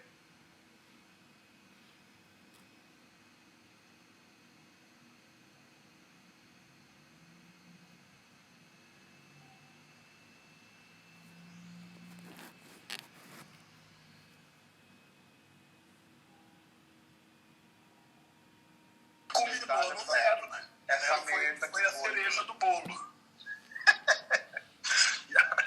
Que bom que não deixou descendente. Qual seria? Seria um 2020 parte 2, igual nós estamos vivendo agora, né? Não sei.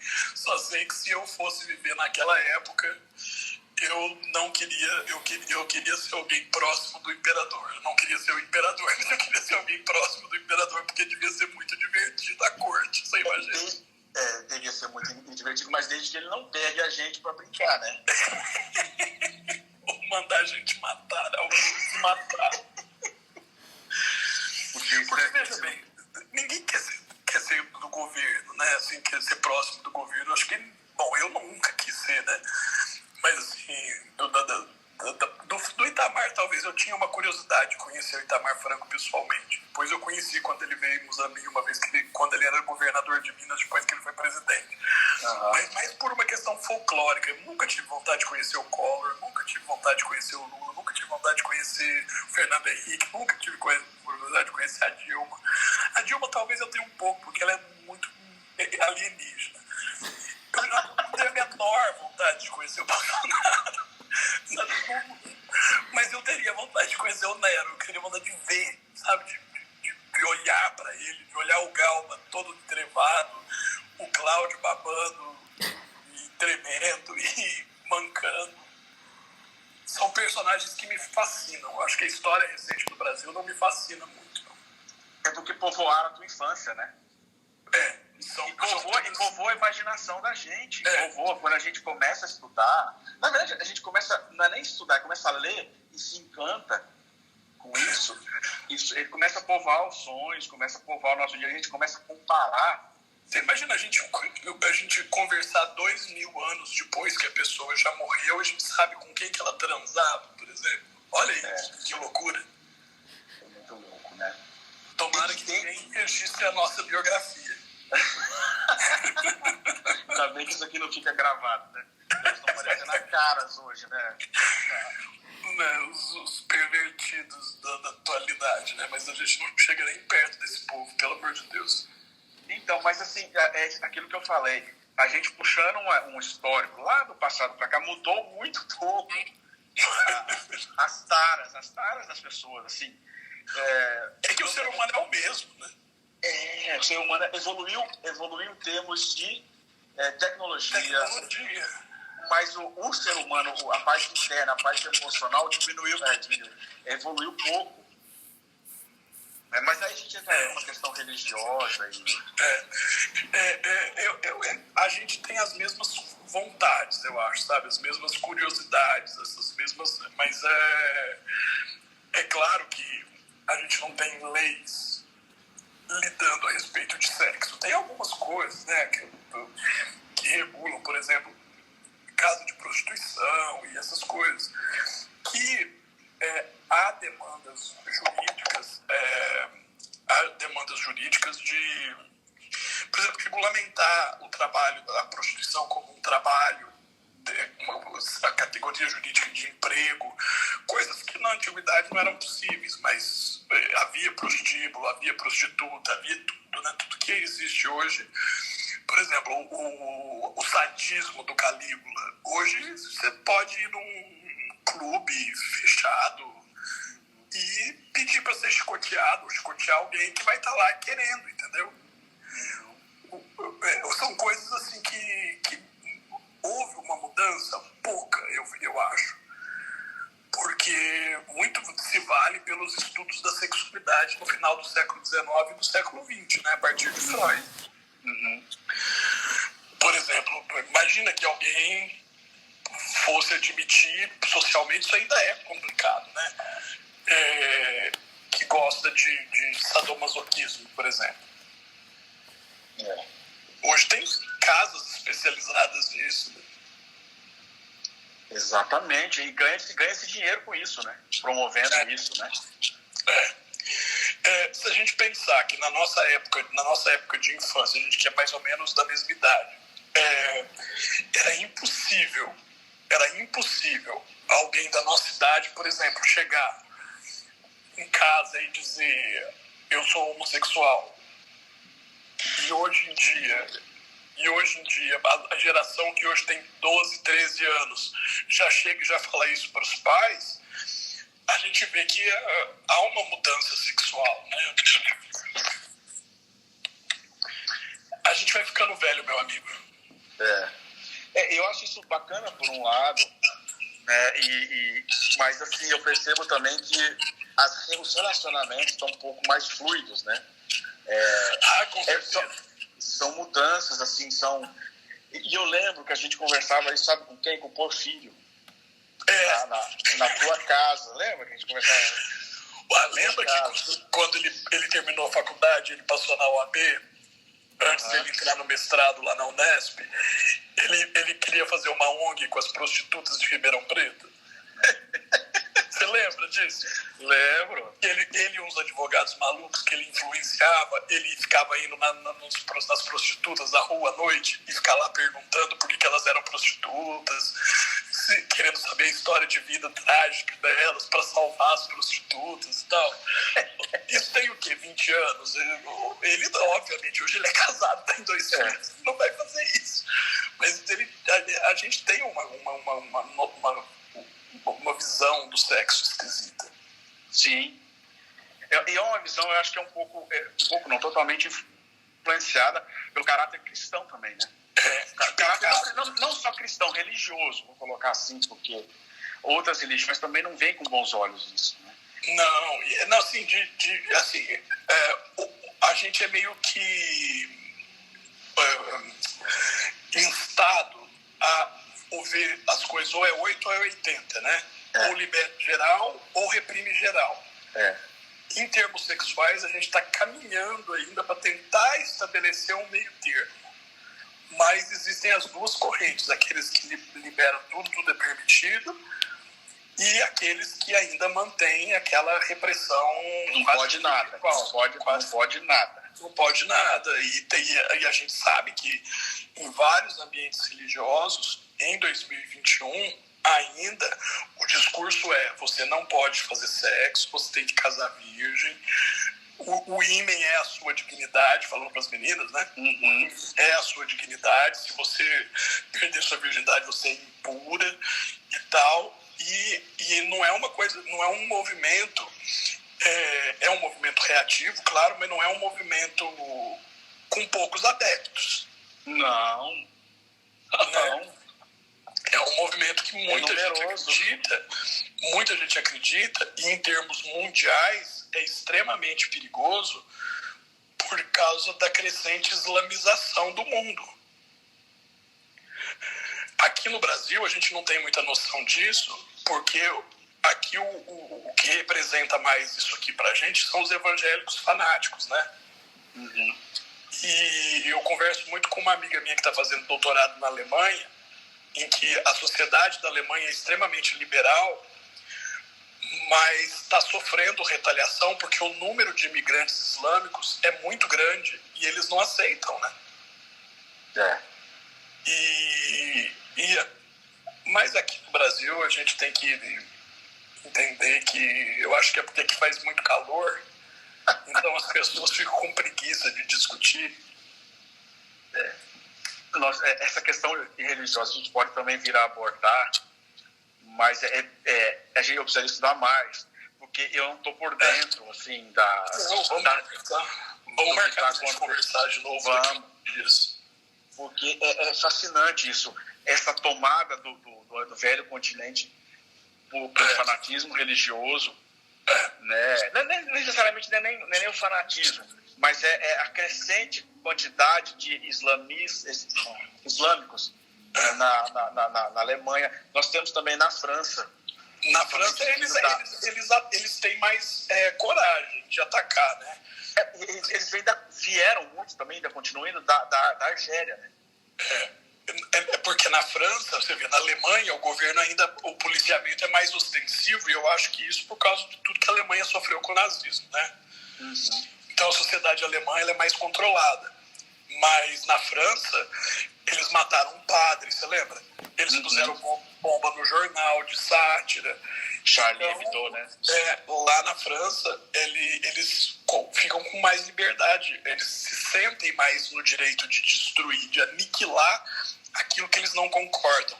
Que é o que aqui no Brasil a gente vê com feminicídio, com crimes de intolerância ou de homofobia, que é o que você não consegue conviver com o diferente. Portanto, você precisa aniquilar, você precisa destruir. Essa é uma visão que está arraigada no preconceito, né? Com certeza. Mas no Brasil, a quantidade desse tipo de violência com origem religiosa é mínima, é bem pequena, comparado à França, por exemplo. É grande lá, é grande. Né? Lá a gente também não tem muito...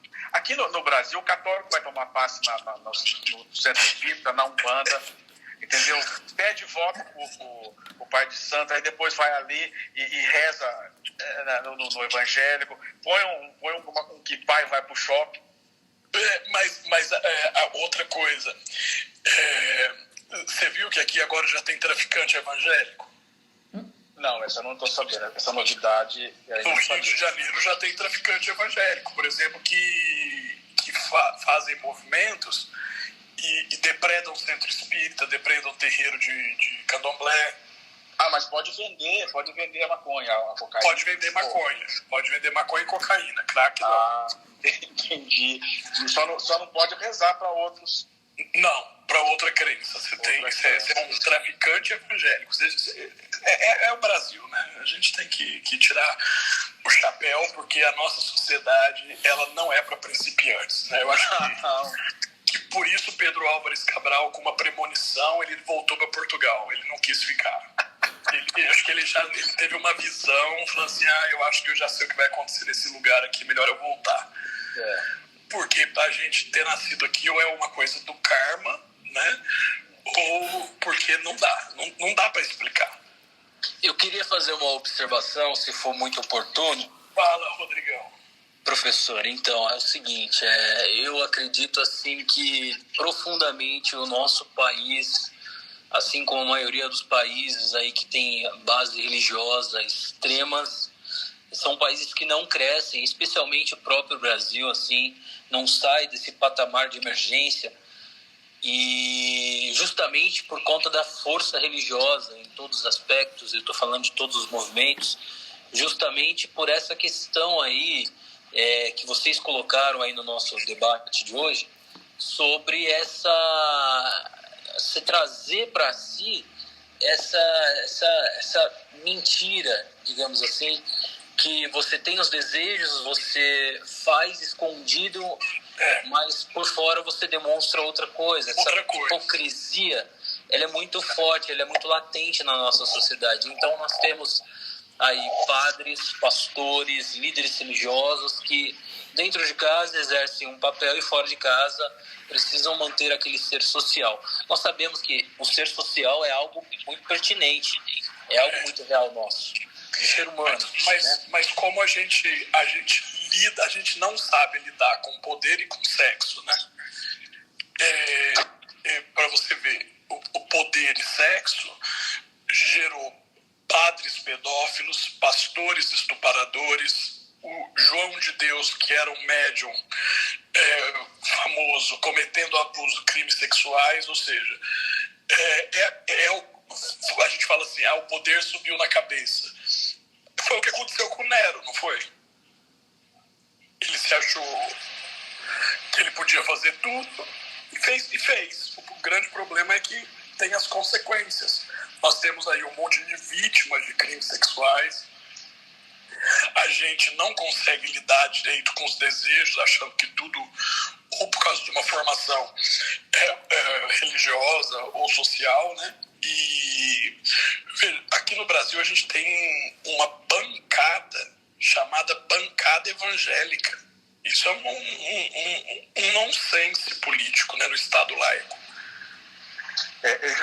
Só uma coisinha. Eu fico pensando às vezes aqui, o que é religião? Porque assim, eu não consigo ver uma religião que tem uma bancada. evangélica, qualquer que seja. É receber o nome de bancada evangélica, mas tem católico lá também no meio. Não, evangélica. sim, mas o que eu estou dizendo é o seguinte, nós somos o Estado laico a princípio. Né? Foi difícil conseguir isso, e foi difícil conseguir isso. Não, isso devia ser proibido, né? Isso deveria ser considerado inconstitucional. A pessoa... Lembra quando aquele dirigente de um time de futebol do Rio de Janeiro, ele foi eleito deputado federal, não lembro o nome dele, mas eu lembro quando ele tomou posse. Eurico Miranda. Exatamente. Eu fui eleito e estou aqui no Congresso para defender os interesses do meu time. Tipo, devia ser caçado na mesma hora, da mesma coisa. Eu estou aqui para defender os interesses da minha religião. Pera lá. É porque, assim, o que é religião, Rodrigo, do seu ponto de vista, assim, que você conhece mais? O que é a definição de religião? Para mim é o transcendente, é você ter uma crença no transcendente e você procurar algum mecanismo, algum caminho de comunicação com o transcendente. Mas... É uma religação tua com o espiritual ou com o Criador. Cada um pensa de uma forma. Agora, as religiões que a gente tem observado, eu não vou nominar, elas visam dinheiro. Porque elas se tornam pessoas jurídicas, até pela própria organização do direito civil brasileiro. Essas religiões com maior número de membros, elas são pessoas jurídicas, elas não são... Elas são empresas mesmo. E elas só são religião por dois motivos. Um de dominação da cultura do fiel. E outro porque não paga imposto. Eu consigo ver essas duas questões. Isso se dá na religião organizada, né? Então existe o sentimento religioso que faz parte de todo ser humano, aquela curiosidade com o místico, com o transcendente, o mecanismo que você usa para buscar. Existe a religião enquanto instituição humana, né? As igrejas, as outras associações religiosas, enfim. Que, obviamente, como é que elas vão controlar o fluxo de capital, de dinheiro, se ela não convencer o membro de alguma forma? Ela precisa convencer. Se ela não convence, se ela não consegue convencer com um argumento de piedade, de misericórdia, de amor ao próximo, ela te convence pelo medo, né? O medo do inferno, o medo da excomunhão, o medo do escândalo, e aí você se torna refém, ela te domina. Algo que foi pensado, que é pensado filosoficamente para te libertar, de alguma forma, vira exatamente um sistema de escravidão mental. E quando isso não funciona mais, eles têm dominado com promessas materiais. Né? Como é que tem o nome? A teologia, esqueci o nome. Da prosperidade. Teologia isso, da prosperidade. Exatamente. Então, se você não domina pelo medo, ou chega num ponto que você não convence mais naquele discurso, vem o dono da Record, que eu não me recordo o nome dele aqui agora, Edir Macedo. Bispo Macedo. O Bispo Macedo. E vem com essa ideia que parece que é uma jabuticaba mesmo brasileira, que liga a religião à empresa e a poder necessariamente político. Porque a lógica é muito simples, é uma coisa muito simplória quando a gente pensa no sobrenatural, né? Então, fala assim, você é um seguidor, você adora Deus. Se você adora Deus, Deus vai te premiar. Então, não tem como você ser um adorador de Deus e ser pobre, por exemplo. Você está sendo pobre porque você não adorava Deus. Porque você está mentindo, porque você não é sincero. E você vai... a gente sabe que isso não é isso. Não.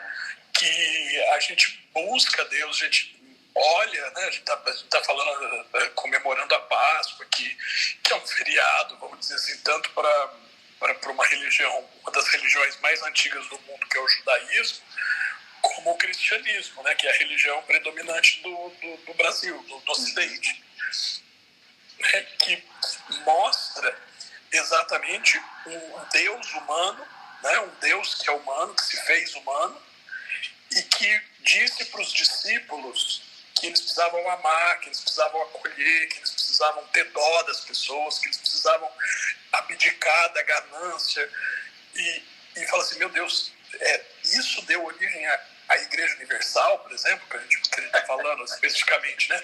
É a mesma coisa? Será que é a mesma crença? É o mesmo Deus? Não pode ser. Eles usam a mesma Bíblia, né?